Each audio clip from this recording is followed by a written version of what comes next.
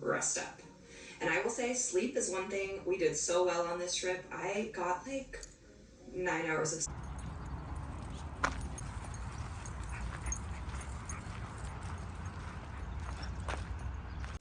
Stop eating the sand. No.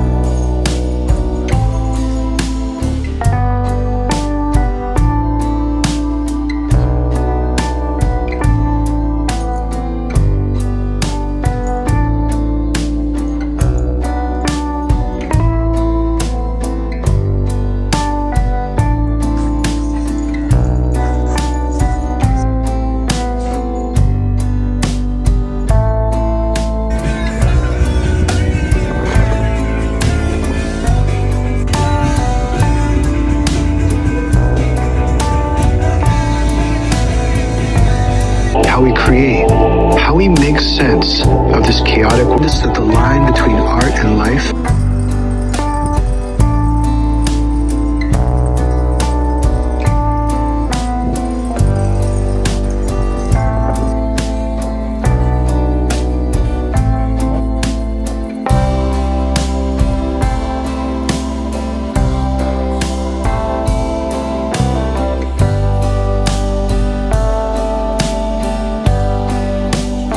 Monkey.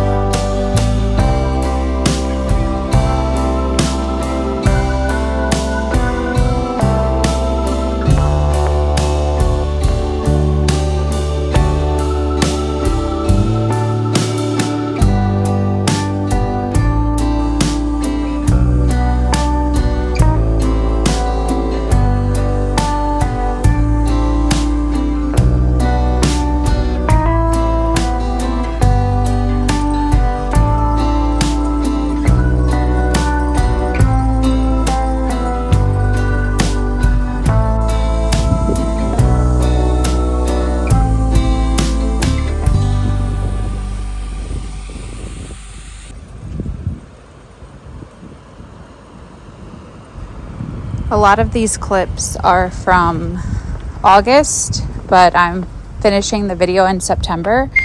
So it's still that sweet spot for the beginning of fall and the seasons changing, which has been really exciting because I'm definitely a fall girly and I love Halloween. So hence my early fall decor littered all over my house. So some major things. I'm finishing my application for grad school this week, which I'll probably make another digital diary entry about it upcoming soon, because that program would start in January, and that will definitely be a trajectory life change moment for me with my current frame of mind. I spent one whole Saturday last weekend cleaning my office studio room and just trying to get it a little more organized so that I felt good about spending time in there. And I feel like that's one of the hardest parts about making the work is to find the time to make the work during the day-to-day grind of going to and from your day job. And so once I finished at least getting to a place of feeling like it was at least a little visually and professionally organized, I stopped obsessing over it, and it's ready for me. Sorry, I'm yawning. I do think that it's ready for me to commit to. And I just need to fucking do it. I just need to spend time in there. I mean, I guess I use the excuse of the girls because they do require so much attention and focus. And if I'm not paying attention to what they're doing, like they'll eat something or shit on the floor. And that's still a teeter-totter because they just turned 1, but they're still puppies. And so I know that that will also get easier with time. But I did the foundational groundwork of cleaning the fucking room and having it look presentable. And so now it's just holding myself accountable to show up for myself and practice the process of making and seeing where it goes.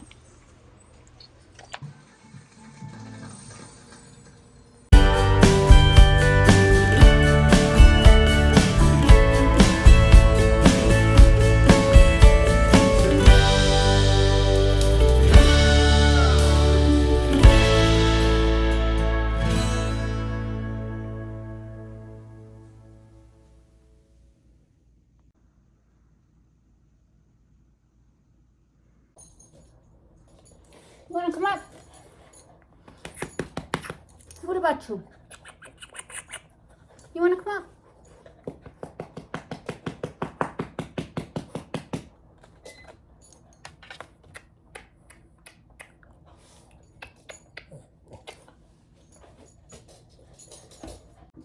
Okay, I have a little bit of a yarn haul. So when I was in San Luis Obispo, I posted this on my knitting Instagram. There was this knitting store downtown and they had a Sophie scarf in the shop. And I asked the lady working, I was like, wow, this is incredible, because the Sophie scarf was sectioned into color. And they had it already modeled around a fake head's neck. I'm sorry, my girls are being crazy. And she was like, yeah, isn't that crazy? That was how the yarn worked up. And I was like, what yarn was it? And she had told me it was Earth Yarns. She didn't remember what color it was in the store. And she didn't have... Girls! Anyways, she had told me it was Earth Yarns. I have never worked with Earth Yarns or ordered from Earth Yarns, which you can't order directly from them. You have to order from carriers of them. So anyways, I had to find online Earth Yarns, this actual color scheme, which is called Weeping Willow, because when you work this up, even in a Sophie scarf sense, the colors section themselves out and it should fade from like blue to yellow to red, like a reddy purple, which you can kind of see those tones in the dye lot, but it's really pretty, and I'll have to do the Sophie scarf to show you what I'm talking about.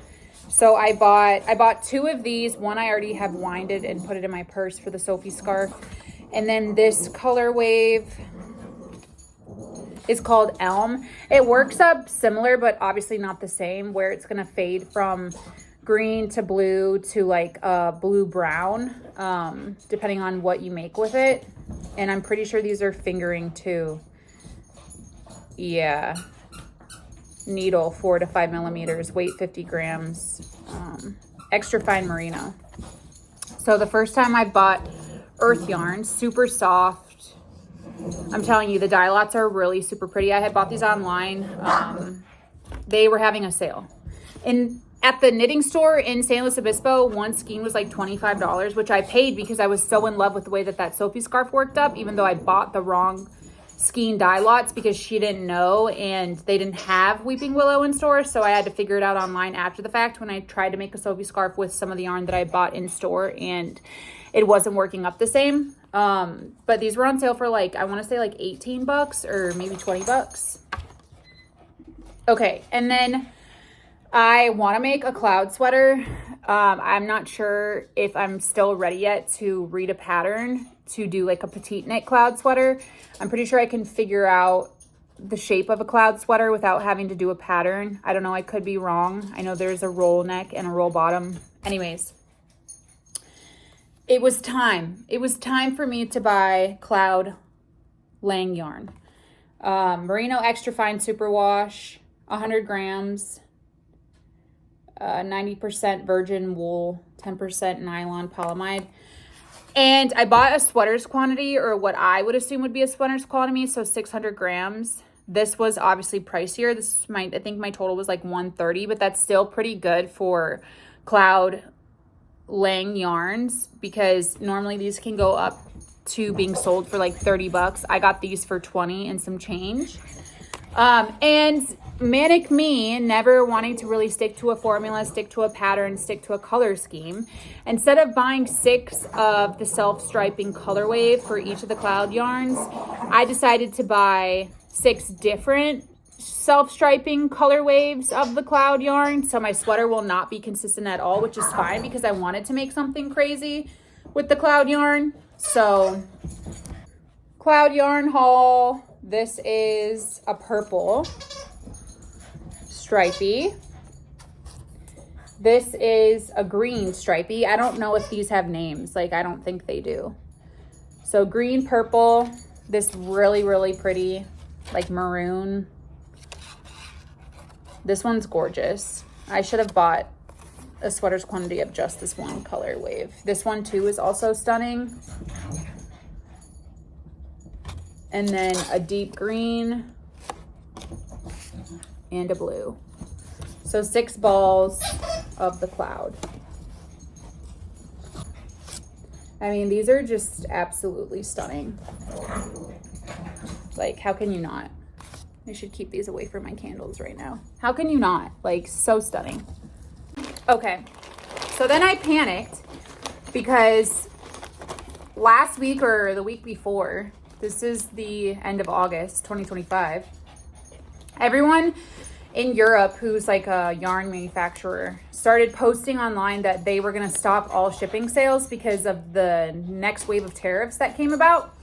So I generally buy yarn online from a company called Little Knits that's based out of Washington because number one, there's no sales tax when you buy. And number two, which now I'm thinking about it, I don't know if they include sales tax in their pre-established prices. I don't think so. I think the state of Washington and the state of Oregon like don't charge sales tax, so that's why even when you buy online, they don't charge you sales tax, which is a great way to buy yarn online from Little Knits because you're not charged extra fees, extra money. But anyways, with this whole crazy tariff situation, which I've never bought from yarn stores based in Europe, like Knitting for Olive or places like that a lot of people online buy from. Anyways, if I'm going to buy yarn online, I'm going to buy yarn that I already know. Sometimes I do buy things that I haven't worked with yet, but generally speaking, if I'm going to spend large amounts of money online for yarn, I personally am only going to buy Noro yarn, which is Japanese yarn. So I got nervous with the tariff situation and was like, fuck it, I'm going to buy some more yarn now. God forbid it gets worse. And then by wintertime, when it's time to like really make sweaters and stuff, like it's just quite frankly absolutely unaffordable and all prices go up. So Little Knits was having a sale. So this is my Little Knits haul. They had, so I like to work with Noro yarn. I think it's absolutely gorgeous. It's Japanese yarn. It's stunning.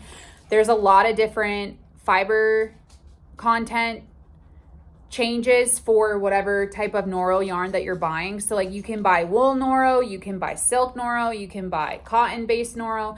I personally, because I like to wear garments that are cotton based, try to find the Noro yarn that has a higher cotton content than anything else in the yarn. And they were having a sale.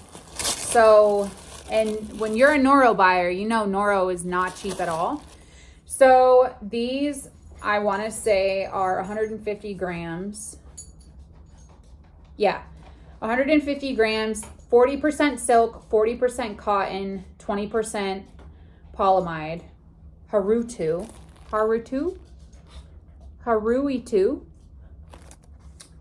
They were having a deal for the same color wave of specific yarn. So I bought 5 balls of 150 grams, sweater quantity, basically. As far as I'm concerned, I think that is. I don't know the grams. But anyways, they're 5 of the same color wave for, I want to say like $112. That is crazy. When you buy just one ball of these, it's literally like anywhere from $35 to $45, depending on who's selling it. Sometimes like the wool ones are more expensive than the cotton, so maybe this would be a little cheaper, like $35. But I got 5 balls for $112. Mind blown. So I wanted to take advantage of that because I was also nervous about the tariff stuff, like I mentioned. So to make a sweater this year in this, probably a raglan, and then the same situation, but with a different color wave. I'm pretty sure this is a Haruitu again. 40% silk, 40% cotton, 20% polyamide. Like cotton silk, are you fucking kidding me? Same terms, same thing in terms of prices. Like $112 for 5 balls of 150 gram Noro Japanese yarn. Like that's insane. So I'm hoping that these will work and work up beautifully. Really excited about that. Little Knits haul. That's what I got from Little Knits. And I wanted to give an update on what I'm currently working on. This is my first raglan sweater ever. It's going to be a little bit boxy. I went into it. I had posted about this on my knitting Instagram about how I really wanted to make a red and yellow striped sweater. And then, of course, I added more colors because I just can't help myself. This is a Jody Long cotton for the red and the yellow. This is a different type of cotton. Some upcycled white fiber at the top. It feels like a cotton blend. Some Malabringo wool cotton, and then a Noro silk cotton. This is the first time I've mastered increases that are consistent in a raglan. I'm not following a pattern. I got the collar wrong, so it's not tight to my neck. It's more like gonna be an off the shoulder moment. And then this is the first time that I've also like worked on a garment in the round where I'm also like truly sectioning things off and going at a pace and format that's pretty true to creation. So, pretty spot on in terms of length. I just finished the rib today at work and I didn't change the needle size, so I kind of wish I would, so it would have been a little bit more cinched, but it's fine. And I was having a hard time understanding whether or not I am gonna do sleeves or keep it like a short sleeve sweater. But I think after I finished the rib and I saw how boxy it was, I kind of got my answer that I for sure want to do sleeves, because if it was cinched at the waist, I would have just kept it a sweater garment, but I didn't do any decreases, and I truly like was guessing, but like having a good time. So that's where I'm at. This is a better view. Like, I'm truly super proud of myself, but this is what I'm talking about when I say the collar, like it was so far off. It's quite funny. Because I was not going for off the shoulder, I was going for like truly a sweater color, and this is where we're at. But it works. And I think I will do the sleeves just to pull it all together and like see where I can take it now. Because I didn't stay with just red, yellow, I might introduce a different pattern in the sleeves. But again, I'm not sure.